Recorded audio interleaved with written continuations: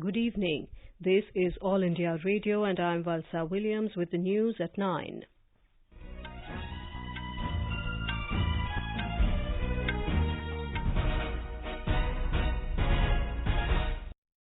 The headlines. Prime Minister Narendra Modi to inaugurate and lay foundation stones of various projects worth over 1,200 crore rupees in Varanasi tomorrow. External Affairs Minister S Jaishankar stresses on more cooperation between India and European Union. India rejects all references on Jammu and Kashmir by Turkish President during his Pakistan visit, asks him to desist from interfering in India's internal affairs. Prime Minister urges scientists to focus on real-time social issues being faced by the country. Vice President Venkaiah Naidu calls for active participation from all sections of society to preserve and promote tribal culture. In badminton, Indian men's team settles for bronze in Asia Team Championships at Manila.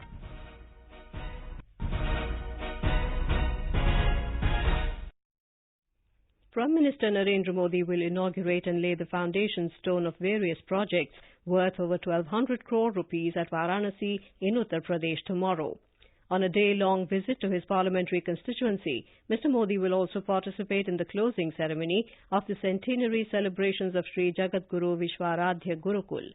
He will also inaugurate the Centre for Vedic Research at Banaras Hindu University. The Prime Minister will dedicate to the nation the Pandit Deen Dayal Upadhyay Memorial Centre and will unveil the 63-feet statue of Pandit Deen Dayal Upadhyay.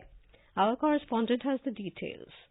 Chief Minister of Karnataka B.S. Yediyurappa today reached Varanasi and he will also take part in closing ceremony of the centenary celebrations of Sri Jagadguru Vishwaradhya Gurukul at Jangamwadi. PM Modi will inaugurate the two-day Kashi Ek Roop Anek exhibition at Pandit Deen Dayal Upadhyay Hastkala Sankul. The event aims at providing direct global market access to all the crafts and handicrafts in Uttar Pradesh.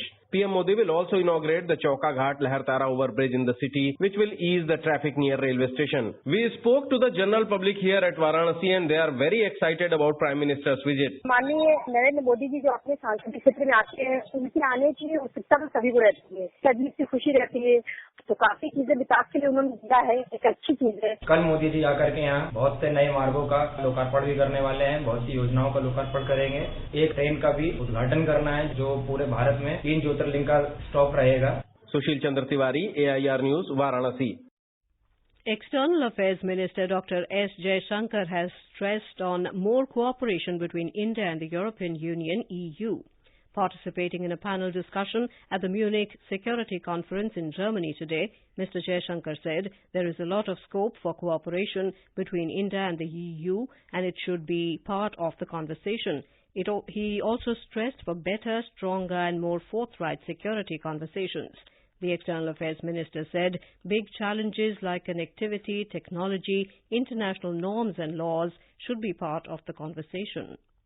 There are big challenges in the world today. Challenges of, say, connectivity, challenges of technology, challenges of norms, laws, how do international organizations run or don't run. I think there's a lot out there which should be a conversation between India and the EU. Dr. Jaishankar is scheduled to attend the Foreign Affairs Council meeting of the European Union on Monday at Brussels. India has criticized Turkish President Recep Tayyip Erdogan for raking up the Kashmir issue during his address at the Pakistan Parliament and asked him to desist from interfering in India's internal affairs.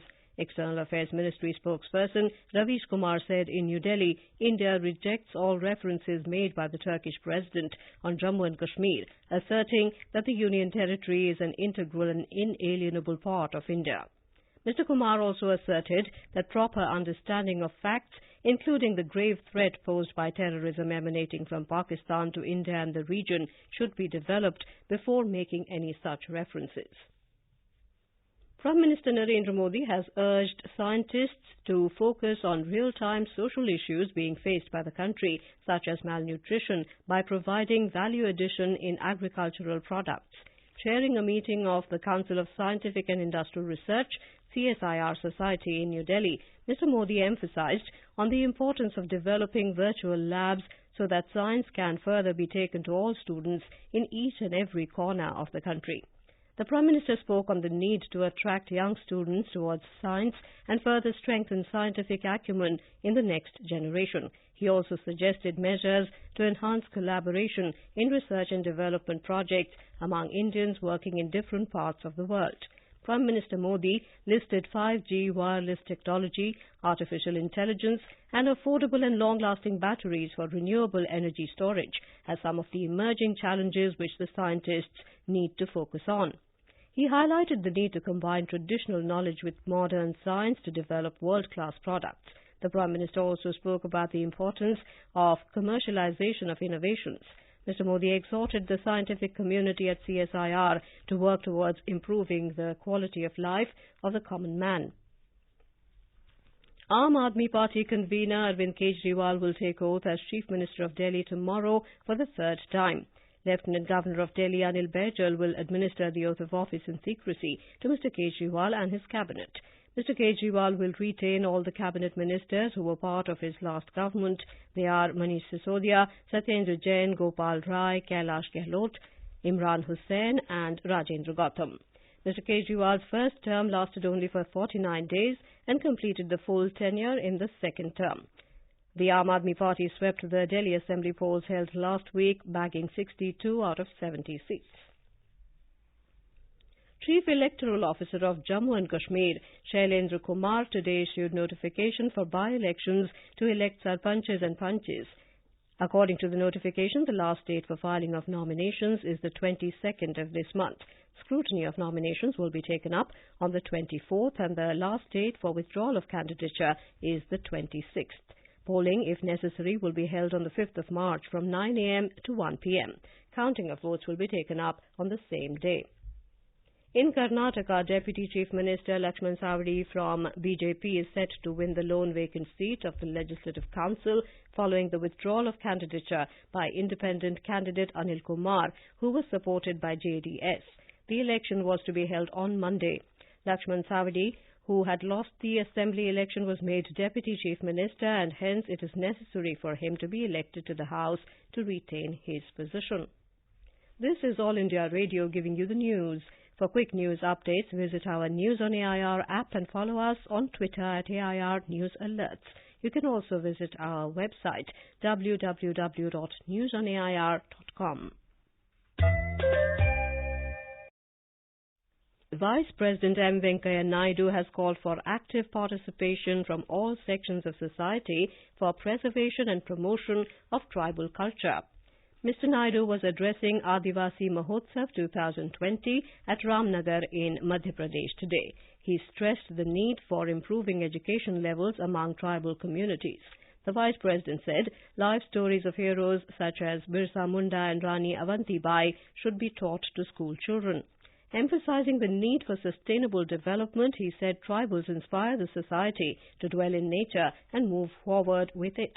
Mr. Naidu said peace was necessary for development and left-wing extremism has not solved any problem.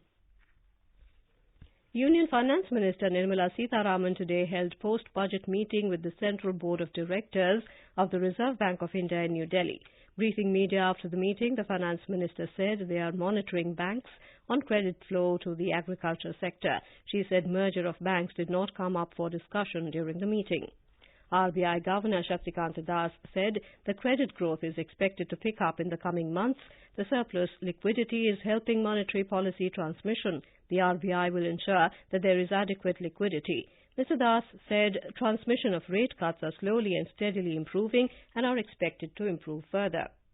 The transmission of the rate cut has been steadily improving. In the December MPC, when we met, the transmission to fresh rupee loans was in the order of about 49 basis points. In this monetary policy, we have said that the transmission of the rate cut has improved 69 basis points. Minister of State for Finance Anurag Thakur has said the Indian capital market is robust and can play a crucial role in achieving the target of a $5 trillion economy by 2025. Speaking at a function in New Delhi today, Mr. Thakur said the capital market channelizes domestic savings into long-term financial assets and hence plays a significant role in building the economy. He also lauded the exchanges and brokerages for playing an important role in capital formation in the country. Indian capital market is quite robust and deep and stands at par with other well-developed capital markets of the world. We have been leveraging technology for continuous development of capital markets and making efforts to reap the opportunities provided by fintech. In Punjab, 4 children died and 8 others were injured when a private school's van caught fire in Longowal town of Sangrur district today. The children between the age of 4 and 6 were returning home from school when the incident took place. Officials said around 12 students were in the van at the time of the mishap. 8 children were taken out safely by people working in nearby fields and have been admitted to a nearby hospital. Punjab Chief Minister Captain Amrinder Singh has ordered a magisterial inquiry into the incident and said the guilty will not be spared. Punjab Education Minister Vijayendra Singla visited the spot. He announced an ex gratia of 5 lakh rupees each to the families of victims. He said the injured children will be provided treatment free of cost. Now we move on to our segment of Ek Bharat, Shresth Bharat.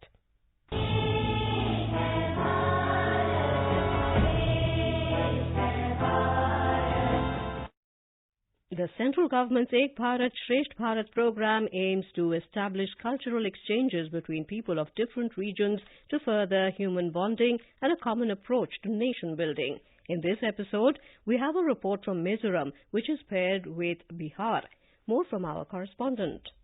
Mizoram state officials said about 30 people, including students in 2 batches from Mizoram, will travel to Bihar in the last week of this month under culture exchange and students exchange categories in line of Ek Bharat Shresth Bharat ideal. Mizoram is well known for its beautiful natural landscape, climate and hospitality. Ms. Sanobar Arzu, who is a resident of Patna in Bihar, is presently living in Aizawl as a student of mass communication at IIMC Aizawl. She said, I'm happy to be here because it's between the beautiful mountains and forests, which is eye-pleasing and mesmerizing at the same time. There's so much to learn from the state, the simplicity and the hard work of the people, and best example of women empowerment can be seen here. From vegetable vendors to running a restaurant, everything is mostly run by women. The crime ratio here is 0.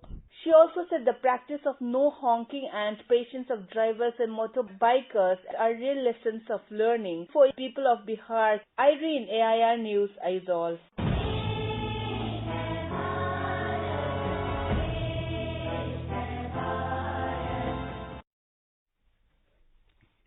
In badminton, the Indian men's team settled for a bronze at the Asia Team Championships after losing to 2-time defending champions Indonesia 2-3 in the semi-finals at Manila today. World number 31, Lakshya, notched up a sensational win over world number 7 Asian Games champion Jonathan Christie in the second singles encounter.